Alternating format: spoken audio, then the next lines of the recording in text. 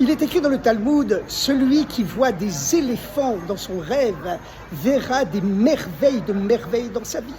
Il est écrit ailleurs, dans un autre endroit toujours du Talmud, que celui qui voit Pinchas, le grand prêtre Pinchas, verra également la merveille de sa vie. Comment se fait-il que celui qui voit plusieurs éléphants, tout un troupeau d'éléphants, il verra des merveilles de merveilles, alors que celui qui voit Pinchas, le grand prêtre, il ne verra qu'une seule merveille au singulier, alors que quand il voit un troupeau d'éléphants, il verra des merveilles de merveilles. Alors je précise pour ceux qui ne sont pas encore hébraïsants, parce que l'hébreu c'est quand même la langue sacrée par laquelle le bon Dieu a créé le monde, avant qu'elle ne se subdivise avec la tour de Babel en des milliers, des millions de langues et de sous-langues et de dialectes qui sont tous adorables, je reconnais. Eh bien, qu'ils sont tous sacrés quelque part, puisque l'être humain est sacré, puisqu'il est fait à l'image de Dieu.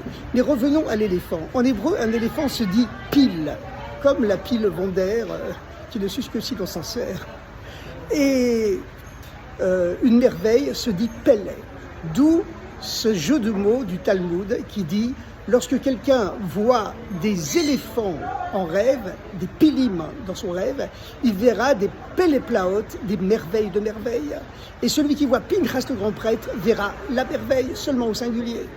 Eh bien, le grand rabbin du monde, le rabbi Lubavitch, explique que c'est une sikha qui est dite à propos de la naissance du précédent rabbi Yosef Yitzhak, qui avait été condamné à mort en URSS en 1927, qui était un véritable héros. Il a été libéré le jour de son anniversaire, le 13e jour du mois de Tammuz. Et ce jour-là, c'est un jour sacré pour tous les juifs du monde, et même pour l'humanité entière, car être libéré des prisons staliniennes en 1927, alors qu'il était condamné à mort, c'est véritablement la merveille des merveilles. Parce que ça ne s'était jamais vu ni avant et malheureusement ni après. Mais pourquoi est-ce que lorsqu'on voit des éléphants en rêve au pluriel, on verra des merveilles au pluriel en rêve, dit le Talmud, et si on voit Pinchas le grand prêtre, le rabbi précédent, qui a donc été miraculeusement libéré le 13 Tammuz des prisons staliniennes en 1927, ça va faire 98 ans, c'est énorme. Eh bien, il était né pendant la section biblique, la paracha de Pinchas, la paracha du grand prêtre.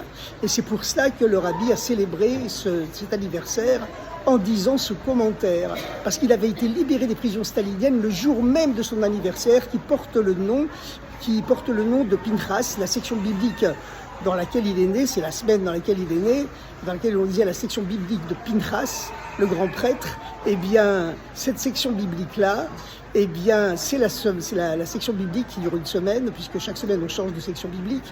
Eh bien, il était né pendant la paracha de Pinchas. Pinchas était un vengeur. C'est quelqu'un, lorsque le peuple juif était en danger de disparition, n'a pas hésité à prendre les armes pour sauver le peuple juif. Il a été le premier héros de l'histoire. Évidemment, nous, le peuple juif, nous sommes un peuple pacifique, comme ces éléphants, qui sont le symbole du pacifisme. Les éléphants sont forts, ils sont puissants, ils sont racés, ils sont majestueux. Et pourtant, ils ne mangent que de l'herbe, que des végétaux. Ils refusent de manger de la viande. Ils sont profondément pacifiques. Et c'est ce mélange de puissance et de pacifisme qui fait que nous aimerions tous leur ressembler. Et c'est certainement la raison pour laquelle le Talmud dit que celui qui voit des pilim, en hébreu des éléphants, verra des plaot, qui signifie merveille au pluriel. Vous de voir des éléphants au pluriel, sinon il verra qu'une seule merveille. Mais quand il va à Pinchas, il voit aussi qu'une seule merveille. Comment c'est possible de comparer en rêve la vision, l'apparition du grand prêtre qui plus tard s'est réincarné dans le prophète Élie, car c'est connu que le prophète Élie, qui vient visiter toutes les familles juives pendant le soir du Seder et qui est présent à toutes les circoncisions et qui est le grand annonciateur du Messie, du Mashiach, qui va porter la paix et le bonheur à toute l'humanité.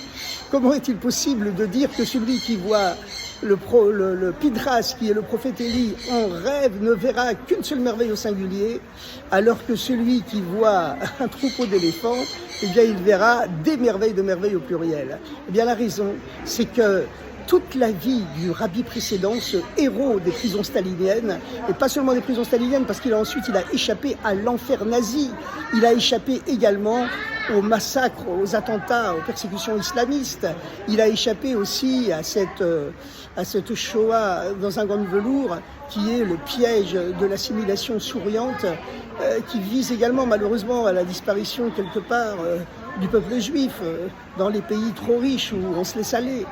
Eh bien, en tout cas, toute sa vie, c'était une vie de Pinchas. Il a vécu comme Pinchas toute sa vie. Il était né pendant la section biblique, la paracha de Pinchas. Il avait vécu comme Pinchas toute sa vie. Et il a été un héros toute sa vie. Dès qu'il avait 10 ans, il a vu un policier qui tabassait presque à mort un juif sur la place du marché. Il s'est jeté sur le policier et alors qu'il n'avait que 10 ans, il a connu son premier séjour en prison. Il a connu ensuite 7 séjours en prison. Le 7e, c'est la fameuse 7e fois dans les prisons staliniennes où il était condamné à mort. Et il a été libéré miraculeusement. Et lorsqu'il est parti plus tard aux États-Unis pour reconstruire dans le Nouveau Monde ce qui avait été détruit dans l'Ancien, il a continué à se conduire d'une façon de Pinchas. C'est-à-dire que toute sa vie a été une merveille. C'est pas qu'il avait des merveilles de temps en temps, comme on peut la voir quand on voit des troupeaux d'éléphants, on nous montrera des merveilles au pluriel, mais c'est peut-être pas sûr que toute sa vie sera une vie de merveille. Lui, toute sa vie a été une grande merveille au singulier. Quelque chose de complètement surnaturel, parce qu'il y a plusieurs niveaux dans les miracles. Il y a les miracles, il y a les merveilles qui sont au-dessus des miracles encore, il y a les merveilles des merveilles. Eh bien lui, Pinchas, toute sa vie a été une vie de merveille au singulier, c'était une merveille, voilà. C'était un homme merveilleux, sa vie était une merveille, tellement il a fait preuve d'héroïsme, de sainteté, de spiritualité et de pacifisme, d'amour de la paix en même temps.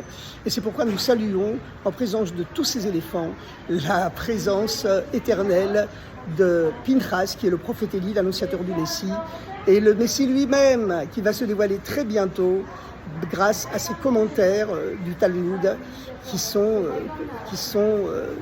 ont été approfondis par notre rabbi, le rabbi.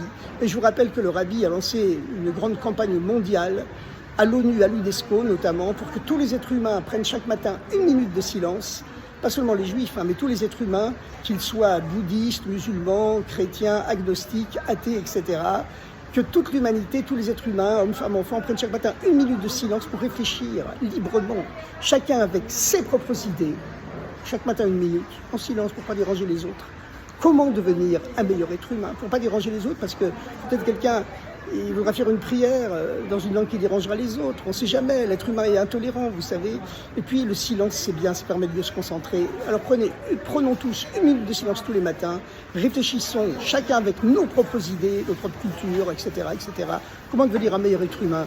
Et certainement, notre monde intérieur, notre monde extérieur et le monde entier deviendra certainement tout de suite meilleur.